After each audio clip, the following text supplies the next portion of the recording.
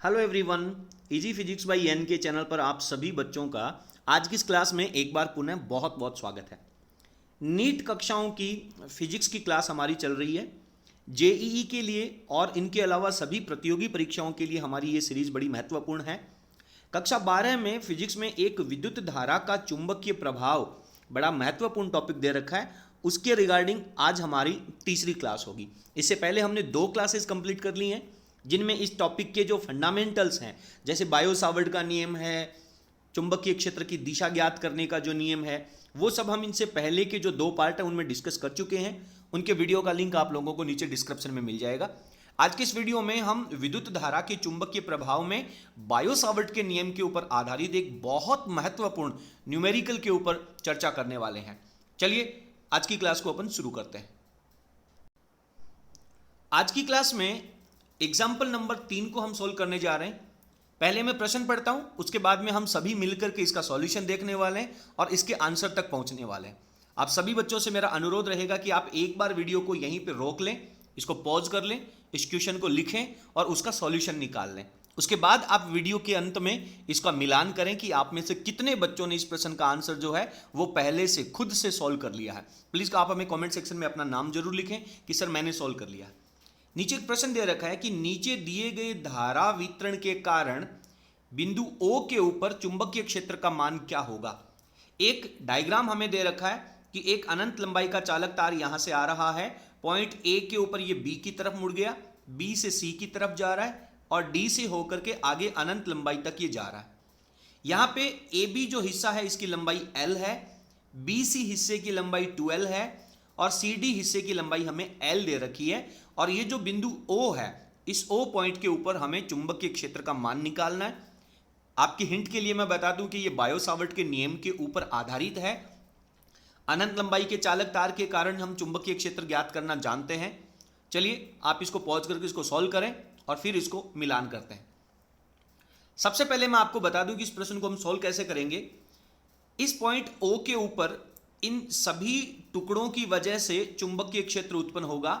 तो यहां पे हम टुकड़ों को, एक हिस्से को अनंत लंबाई से लेकर के A तक मान लेंगे, फिर A से B की वजह से, AB हिस्सा है इसकी वजह से यहां पर चुंबकीय क्षेत्र निकालेंगे, BC हिस्से की वजह से चुंबकीय क्षेत्र, CD के कारण और D अनंत के कारण। टोटल हमारे पास 5 पार्ट हो जाएंगे।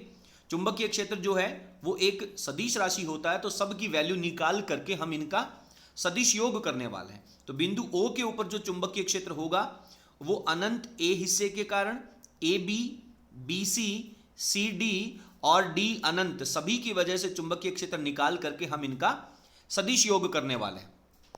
सबसे पहले ये जो पहला हिस्सा आ रहा है, इस वायर को यदि आप आगे की तरफ बढ़ाएं तो आप देखेंगे कि ये जो O पॉइंट है वो डेफिनेटली इस वायर के ऊपर ही होगा। तो पहला जो अनंत और A हिस्सा है इसकी वजह से हम जानते हैं कि किसी भी तार के ऊपर यदि कोई पॉइंट है तो उसके ऊपर चुंबकीय क्षेत्र का मान 0 हो जाता है। तो पहले के अंदर हमारे पास B की वैल्यू 0 हो जाएगी। इसी तरह से हम लास्ट वाले पार्ट की बात करते हैं, तो ये वायर भी आगे अनंत तक जा रहा। यदि इस वायर को हम पीछे की तरफ बढ़ा दें तो डेफिनेटली ये वायर भी O पॉइंट से होकर के ही गुजरेगा। इसलिए ये जो अनंत वाला लास्ट वाला हिस्सा है इसकी वजह से भी हमारे पास चुंबकीय क्षेत्र की वैल्यू 0 आ जाती है। दूसरी बात करते हैं कि ये हमारे पास 2L लंबाई का वायर है। इसको यदि हम आधी दूरी पे डिवाइड कर दें तो ये हमारे पास एक स्क्वायर बन जाता है, ये हमारे पास एक वर्ग बन जाता है। और हम बहुत अच्छे से जानते हैं कि वर्ग के केंद्र को जब अपन यहाँ पे मिलाएंगे तो यहाँ पर 45 डिग्री का एंगल बनेगा और यहाँ पर भी 45 डिग्री का एंगल बनेगा। अगर ये एंगल 45 का है तो डेफिनेटली इस त्रिभुज के तीनों कोणों का जब अपन योग करेंगे तो यहाँ पर भी हमारे पास 45 डिग्री का एंगल बनेगा। और इसी तरीके से जब अपन BC को मिलाएंगे तो यहाँ पर भी हमारे पास 45 डिग्री का एंगल बनेगा।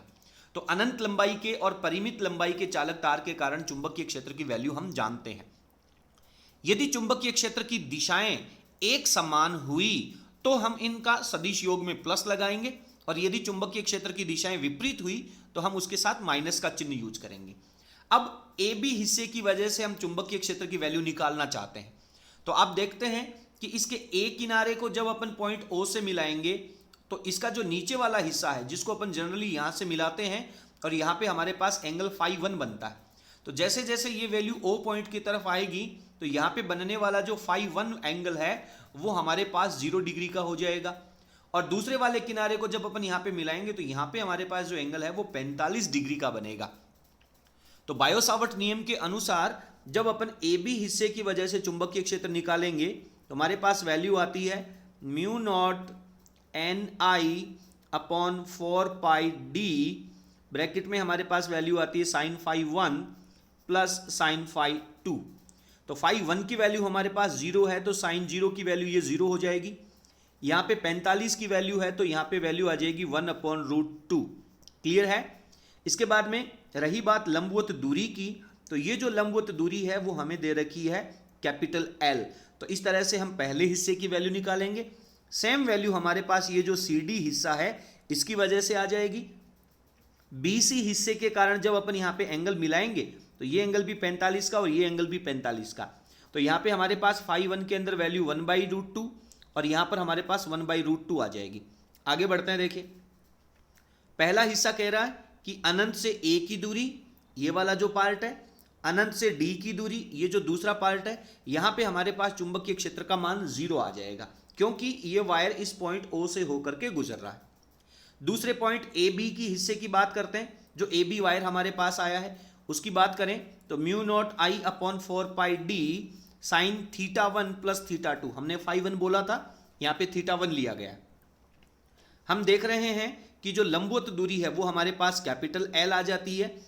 थीटा 1 की वैल्यू 0 डिग्री और थीटा 2 की वैल्यू हमारे पास 45 डिग्री है।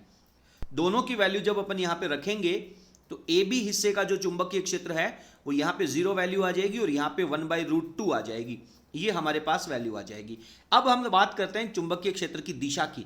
तो इसमें करंट जो है वो ऊपर की तरफ जा रहा है। यदि हम हमारे राइट हैंड के अंदर इस तार को पकड़ें तो यहां पर जो हमारे पास पॉइंट है, तो आप दाहिने हाथ में इस वायर को अंगूठे की डायरेक्शन में रखें तो आपके हाथ की जो मुड़ी हुई अंगुलियां हैं वो डेफिनेटली ओ पॉइंट के ऊपर अंदर की तरफ जाएंगी।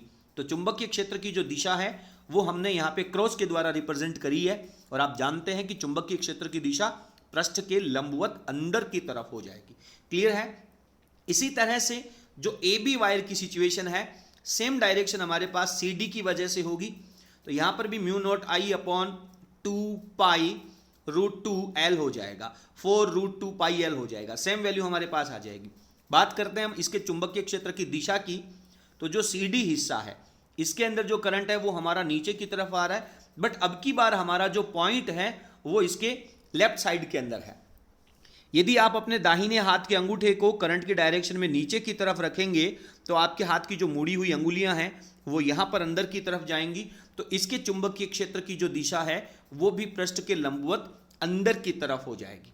अब केवल हमारे पास ये जो लास्ट वाला बीच वाला हिस्सा है, बीसी हिस्सा है, इसकी वजह से अपन बात करते हैं। दोनों किनारों को मिलाएंगे, ये एंगल भी 45, ये एंगल भी 45, और यहां से जो लंबवत दूरी है वो हमारे पास कैपिटल एल हमें यहां से लेकर के चलनी है। तो इसकी वैल्यू भी अपन यहां पे फाइंड आउट करते हैं। तो हमारे पास जो बीसी हिस्सा है उसकी वजह से जब अपन वैल्यू निकालेंगे तो mu naught I upon 4 pi D sine theta 1 plus theta 2, theta 1 की वैल्यू भी 45, थीटा 2 की वैल्यू भी 45, और लंबवत दूरी की जगह हम कैपिटल एल रिप्लेस कर देंगे। चलिए आगे सॉल्व करते हैं। दोनों value 1 by root 2 1 by root 2 को अपन प्लस करेंगे तो ये हमारे पास वैल्यू आ जाएगी 2 अपॉन रूट 2। हमारे पास यहाँ पे बटा में 4 चल रहा है, इस 4 को ये 2 माइनस कैंसिल आउट कर देगा, तो हमारे पास ये वैल्यू बचेगी mu naught I upon 2 under root 2 pi L. अब यदि हम इसके चुंबकीय क्षेत्र की दिशा की बात करें तो यहाँ पे जो करंट है वो बी से सी की डायरेक्शन में जा रहा है। दाहिने हाथ के अंगूठे के अंदर यदि आप करंट की डायरेक्शन को रखेंगे तो आपके हाथ की जो मुड़ी हुई अंगुलियां हैं वो ओ पॉइंट के ऊपर अंदर की तरफ जाएंगी, पृष्ठ के लंबवत अंदर की तरफ। तो यहाँ पर हम क्रॉस के द्वारा रिप्रेजेंट कर देंगे। हम देख रहे हैं कि सभी चुंबकीय क्षेत्र की जो दिशाएं हैं वो पृष्ठ के लंबवत अंदर की तरफ हैं। देन हम अब इन सभी की वैल्यूज को जोड़ देंगे। तो पहली वैल्यू हमारे पास 0 थी, लास्ट वाले की वैल्यू 0 है, उसको ऐड करने की जरूरत नहीं है। सी डी हिस्से और ए बी भाग की वजह से जो चुंबकीय क्षेत्र है वो हमारे पास लंबवत अंदर की तरफ वैल्यू आ गई। बीसी हिस्से की वजह से भी वैल्यू आ गई। तीनों की डायरेक्शन लंबवत अंदर की तरफ है, तो इन सब का हम योग कर देंगे। तो म्यू नॉट आई और 4 पाई एल हमारे पास यहाँ पे कॉमन आ जाएगा। इस वैल्यू को जब आप सोल्व करेंगे तो आपके पास आंसर आ जाएगा mu naught I upon under root 2 pi L, और डायरेक्शन जो है वो पृष्ठ के लंबवत अंदर की तरफ रह जाएगी। उम्मीद करता हूं कि आपको ये प्रश्न जो है वो बड़े अच्छे तरीके से समझ में आ गया होगा। आप ऐसे प्रश्नों का जब अभ्यास करेंगे तो बहुत शीघ्रता से आप इनके आंसर निकालने में सक्षम हो जाएंगे। अब इसके बाद में आप लोगों के लिए एक होमवर्क का प्रश्न है। एक क्वेश्चन यहाँ पे दिया गया है, इसका आंसर आप लोग सॉल्व करेंगे। हालांकि आंसर हमने यहाँ पे स्क्रीन के ऊपर आप लोगों को दिखा रखा है, आप इसको कैलकुलेट करें और कमेंट सेक्शन में आप हमें बताएंगे कि किन किन बच्चों ने इस प्रश्न का जो आंसर है वो सही तरीके से निकाल लिया है। मैं प्रश्न को पढ़ता हूं यहां पर कि नीचे दिए गए धारा वितरण में प्रत्येक अनंत लंबाई का तार मूल बिंदु पर चुंबकीय क्षेत्र B उत्पन्न कर रहा है। हमारे पास यहां पर 4 वायर हैं, हमारे पास यहां पर टोटल 4 वायर हैं। ये पहला वायर है वो पृष्ठ के लंबवत बाहर की तरफ डायरेक्शन करंट शो कर रहा है। यहां पर पृष्ठ के लंबवत बाहर की तरफ करंट आ रहा है। इस चौथे वायर में करंट जो है वो पृष्ठ के लंबवत अंदर की तरफ है, और यहां पर करंट की डायरेक्शन पृष्ठ के लंबवत अंदर की तरफ है। ये जो मूल बिंदु है यहां पर टोटल चुंबकीय क्षेत्र जो है वो हमारे पास B आ रहा है। तो इस B की वैल्यू आप लोगों को फाइंड आउट करनी है। चारों की जो डिस्टेंस है वो सेम A दूरी दे रखी है। आपको चुंबकीय क्षेत्र का मान निकालना है और इन सब का सदिश योग करना है। अगर डायरेक्शन सेम है तो प्लस करेंगे, डायरेक्शन ऑपोजिट है तो माइनस करेंगे। इसका जो आंसर है मूल बिंदु के ऊपर जो चुंबकीय क्षेत्र आएगा वो 2√2b आ जाएगा। एक तार की वजह से जो चुंबकीय क्षेत्र की वैल्यू है वो हमने यहाँ पे b मान रखी है, तो चारों की वजह से हम यहाँ पे इसको सॉल्व कर लेंगे। चलिए आप लोग इसका आंसर निकाल करके हमें कमेंट सेक्शन में जरूर लिखिएगा। आज के इस वीडियो में इतना ही। बहुत बहुत धन्यवाद। Thank you.